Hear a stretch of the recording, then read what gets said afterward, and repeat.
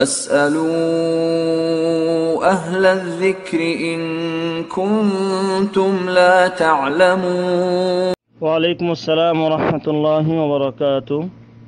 Oman থেকে ভাই মোহাম্মদ আলমগীর হোসেন প্রশ্ন করেছেন যে আমি যদি একা একি নামাজ পড়ি তাহলে কি আমি একামত দিব, এবং সেই একামত দেওয়ার ক্ষেত্রে তিনি একটি শব্দ উল্লেখ করেছেন যে আল্লাহু আকবার আল্লাহু আকবার আল্লাহু আকবার আল্লাহু আকবার আশহাদু আল্লা ইলাহা ইল্লাল্লাহ আশহাদু আল্লা ইলাহা ইল্লাল্লাহ, অর্থাৎ একমত বাক্যগুলি দুইবারে বলে তিনি প্রশ্ন করেছেন যে আমি কি এইভাবে শেষ পর্যন্ত একামত দিয়ে একা নামাজ পড়ব। সম্মানিত ভাইকে প্রশ্ন আরোপ করার জন্য ধন্যবাদ। বিসমিল্লাহ ওয়াসসালাতু ওয়াসসালামু আলা রাসূলিল্লাহ ওয়া আলা আলিহি ওয়া সাহবিহি ওয়া মান ওয়ালা। সম্মানিত সকল দিনী ভাই ও বোনেরা, আমাদের ভাই মোহাম্মদ আলমগীর হোসেন যে প্রশ্ন করেছেন যে একাকী সালাত আদায় করার সময় একামত দিতে হবে কিনা। হ্যাঁ, একাকী সালাত আদায় করার সময় একামত দিতে হবে, তবে সেটা যদি মুসলিম এলাকা হয় যেখানে আজানের ব্যবস্থা আছে, সেখানে আজানের দেওয়ার প্রয়োজন নাই, শুধু একামত দিয়েই সালাত আদায় করবে, নারী হোক অথবা পুরুষ হোক।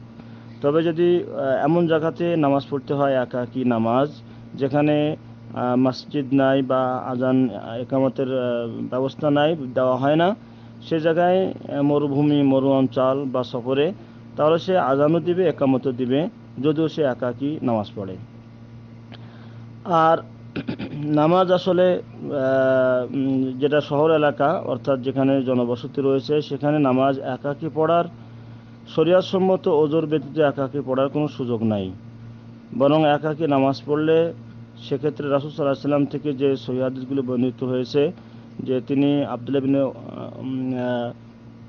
উম্মে মাকতুম তেনাকে অন্ধ সাহাবীকে অনুমতি প্রথমে দেওয়ার পরে আবারও তাকে পুনরায় মসজিদে এসে সালাত আদায় করার জন্য জামাতে রাসূল সাল্লাল্লাহু আলাইহি ওয়াসাল্লাম তাকে আদেশ করলেন, অথচ তিনি অন্ধ, তার বাড়ি থেকে মসজিদে নিয়ে আসার মতো কেউই নাই, এবং মসজিদে নববী থেকে তার বাড়িও অনেক দূরে, রাস্তাঘাটে অনেক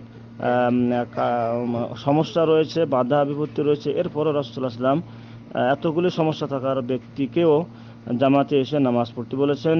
পর হাদিসে রাসূল সাল্লাল্লাহু আলাইহি ওয়াসাল্লাম যে সমস্ত বাড়ি থেকে পুরুষেরা মসজিদে জামাতে শরীক হয়নি, তাদের বাড়িঘর আগুন দিয়ে কাষ্ঠ দিয়ে জ্বালিয়ে দিতে চেয়েছেন, দেননি, শুধুমাত্র সেখানে নারী এবং শিশু রয়েছে যাদের প্রতি জামাতে নামাজ পড়া ফরজ নয়। তাই এ সকল হাদিস প্রমাণ করে যে জামাতে নামাজ পড়া আবশ্যক। তাছাড়া রাসূল সাল্লাল্লাহু আলাইহি ওয়াসাল্লাম বলেছেন সালাতুল জামাতি আফদালু মিন সালাতিল ফারদি বি27 দারাজা, যে একাকী সালাত আদায় করা থেকে জামাতে সালাত আদায় করা 27 গুণ সওয়াব বেশি। অন্য হাদিসে এসে 25 গুণ সওয়াব বেশি। যাই হোক, 25 থেকে 27 গুণ সওয়াব বেশি হয় জামাতে সালাত আদায় করলে। তাছাড়া মসজিদে আসার সময় যখনই একটি পা ফেলে তার জন্য গুনাহ মাফ হয়, পা উঠালে তার জন্য নেকি বা মর্যাদা লেখা হয়। এভাবে মসজিদে নামাজের আগে এবং পরে আগে বসে থাকলে নামাজের মতোই সওয়াব পেতে থাকে, এবং সালাম ফিরানোর পরে সুযোগ থাকলে, সময় থাকলে, যতক্ষণ বসে থাকে ততক্ষণ তার জন্য ফেরেশতারা সব থেকে শ্রেষ্ঠ দুটি দোয়া করেন, আল্লাহুম্মা গফিরলাহু ওয়ারহামহু, হে আল্লাহ তুমি একে ক্ষমা করে দাও এবং একে তুমি রহম বা করুণা করো। সম্মানিত সকল দিনী ভাই ও বোনেরা, এ সমস্ত গুরুত্ব এবং ফজিলাত থেকে মাহরুম হবে যদি কেউ একাকী বিনা বিনা ওজরে কেউ যদি একাকী বাড়িতে অথবা দোকানপাটে নামাজ পড়ে। তাই নামাজ যেমন পড়া ফরজ, তেমনি জামাতের সঙ্গে ইমামের পিছনে জামাতে নামাজ পড়া পুরুষদের জন্য ততই গুরুত্বপূর্ণ বা অধিক গুরুত্বপূর্ণ, যা আমরা এই কয়েকটি উল্লেখিত হাদিস থেকেই সুস্পষ্টভাবে বুঝতে পারলাম। এখন আসি যে তিনি যে একামতের শব্দগুলো উল্লেখ করেছেন সেটা হচ্ছে ডবল দুইবার করে। যদিও এভাবে বর্ণিত আছে আবু মাহযুরা সাহাবী রাদিয়াল্লাহু আনহু থেকে যে একামতের শব্দ বর্ণিত হয়েছে, সেখানে একামতের শব্দ ডবল রয়েছে আবু মাহযুরার হাদিসে। এই হাদিসটাও সহিহ আবু দাউদে ইমাম আলবানী রাহিমাহুল্লাহ তিনি সহিহ বলেছেন। তবে একামতের শব্দ আজানের মতো ডবল না দেওয়ার, বরং একবার করে দেওয়ার কথা সহিহ হাদিসে বরং বুখারীতেই বর্ণিত রয়েছে এবং আবু দাউদ শরীফেও রয়েছে, যা আব্দুল্লাহ ইবনে যায়েদ রাদিয়াল্লাহু আনহু থেকে সহিহ আবু দাউদ, মুসনাদ আহমদ আহমদে বর্ণিত হয়েছে, সেখানে শব্দগুলি এক একবার অর্থাৎ 11 শব্দে একামত বর্ণিত হয়েছে। তাছাড়া সহিহ বুখারীতে বর্ণিত হয়েছে বিলাল রাদিয়াল্লাহু আনহু থেকে যে রাসূলুল্লাহ বিলাল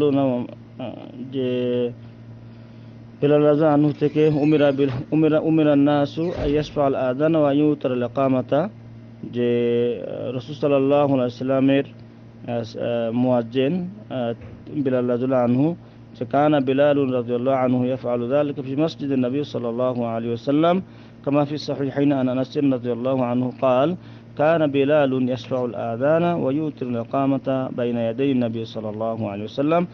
আনাস রাদিয়াল্লাহু আনহু বর্ণনা করেছেন যে রাসূলুল্লাহ সাল্লাল্লাহু আলাইহি ওয়াসাল্লামের সামনে মসজিদে নববীতে বিলাল রাদিয়াল্লাহু আনহু আযানকে 2 বার করে বলতেন এবং ইকামতকে 1 বার করে বলতেন রাসূল সাল্লাল্লাহু আলাইহি ওয়াসাল্লামের সামনে।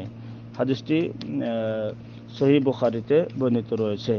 তাই সহিহাইন এবং বুখারী এবং মুসলিম উভয়তে বর্ণিত রয়েছে আনাস রাদিয়াল্লাহু আনহু থেকে।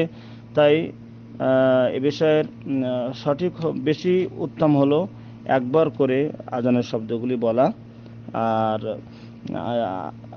আযানের শব্দগুলি 2 বার করে বলা এবং ইকামতের শব্দগুলি 1 বার করে বলা। এটাই বুখারী মুসলিমের এবং অন্যান্য হাদিস গ্রন্থে বর্ণিত। তবে 2 বার করে ইকামত দেওয়ারও বর্ণনা এসেছে আবু মাহদুরা হাদিসে, যা সহিহ আবু দাউদে বর্ণিত রয়েছে। তবে যেহেতু বুখারী আর মুসলিমে 1 বার করে বলার কথা রয়েছে, সেটাই বেশি শুদ্ধ এবং বেশি শক্তিশালী। আর 2 বার করে ইকামতের কথাও এসেছে আবু দাউদে। তাই বেশি উত্তম 1 বার করে বলা, যেহেতু সেটা বুখারী মুসলিমের হাদিস। আর 2 বার করে বলাও সুন্নাহ, যেহেতু রাসূল সাল্লাল্লাহু আলাইহি ওয়াসাল্লাম থেকে সহিহ সনদে সেটা বর্ণিত হয়েছে। তাই এক্ষেত্রে আমাদের জন্য করণীয় হবে যে কখনো 2 বার করে বলা যেতে পারে, অথবা কেউ যদি 2 বার করে ইকামত দেয় সেটাকে ইনকার না করা, যেহেতু সেটা রাসূল সাল্লাল্লাহু আলাইহি ওয়াসাল্লামের হাদিসে বর্ণিত আছে। তবে বুখারী মুসলিম এবং অন্যান্য হাদিসে যেহেতু 1 বার করে ইকামতের শব্দগুলো এসেছে, তাই সেটাই বেশি আমল করাটা বেশি উত্তম, যেহেতু সেটা বেশি সহিহ হাদিসে বর্ণিত, বুখারী মুসলিম বর্ণিত, এবং এটাই মক্কা মদিনা হারামাইন শরীফাইন কাবা ঘর এবং মসজিদ নববীতে তথা সকল সৌদি আরবের সকল মসজিদে 1 বার করে ইকামতি দেওয়া হয়। যদিও উত্তম হলো কখনো 2 বারের হাদিসের উপরেও আমল করা, যদিও 1 বার করে বেশিরভাগ আমল রয়েছে বা প্রচলন রয়েছে। আল্লাহু আলাম। হাদা ওয়া সাল্লাল্লাহু আলা নবিয়িনা মুহাম্মদ ওয়া আলা আলিহি ওয়া সাহবিহি আজমাইন। আসসালামু আলাইকুম ওয়া রাহমাতুল্লাহি ওয়া বারাকাতুহু।